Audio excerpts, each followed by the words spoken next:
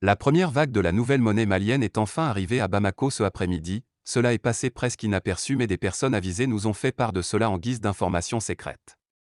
En ce qui concerne l'endroit où a été rangé ces billets, nous l'ignorons. Mais la seule chose que nous savons, c'est que ces billets ont débarqué à l'aéroport Modibo Keïta au Mali aux environs de 12h30, ce 16 janvier 2021. Bienvenue sur votre chaîne Christine Yapo, ici vous avez le meilleur de l'information à temps et à l'heure.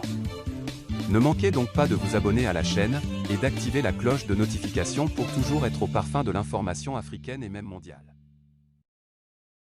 Avant de commencer la vidéo, je tiens à vous rappeler que nos vidéos ne sont pas faites pour inciter à la haine ou à l'acharnement, c'est donc la raison pour laquelle nous vous prions de rester polis et courtois dans les commentaires.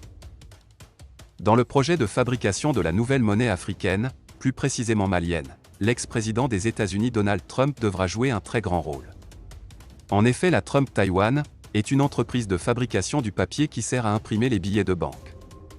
Et selon les nouvelles que nous avons reçues ce matin, c'est cette entreprise américaine qui aurait gagné le chantier de la livraison de ces papiers à la Russie, qui devra en collaboration avec la Corée du Nord imprimer la prochaine monnaie du gouvernement malien. Pour ceux qui ne le savent pas, le Mali a véritablement tourné le dos à la France et au franc CFA. La nouvelle est officielle et est tombée il y a de cela plusieurs jours. Après avoir confirmé son partenariat avec la Russie, le Mali est en ce moment en train d'effectuer un véritable divorce avec la France. Le gouvernement du colonel Assimi Goïta semble vouloir donner au Mali un autre visage. Un visage qui, selon les autorités maliennes, avait été bafoué pendant plusieurs années par la France. Donc le plus important à retenir ici, c'est que l'information que nous avons reçue ce matin nous fait savoir que c'est l'entreprise de l'ancien président américain Donald Trump qui sera chargée du fournir du papier qui servira à fabriquer les billets de banque destinés au gouvernement malien. Mais jusqu'à présent, une chose reste toujours inquiétante, car c'est quasiment impossible de penser une seule seconde que la France peut accepter de manière pacifique de perdre une de ses grosses mamelles nourricières et le Mali.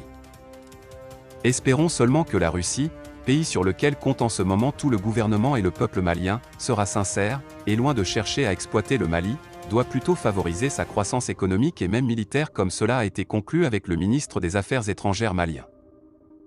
Eh bien les amis, c'est ici que l'on doit se séparer pour ce qui est de cette petite note d'information. Partagez la vidéo avec vos amis si vous l'avez trouvée intéressante, abonnez-vous à la chaîne, ce n'est pas encore fait, et à très bientôt pour de nouvelles vidéos. Bienvenue sur votre chaîne Christine Yapo, ici vous avez le meilleur de l'information à temps et à l'heure. Ne manquez donc pas de vous abonner à la chaîne, et d'activer la cloche de notification pour toujours être au parfum de l'information africaine et même mondiale. La France a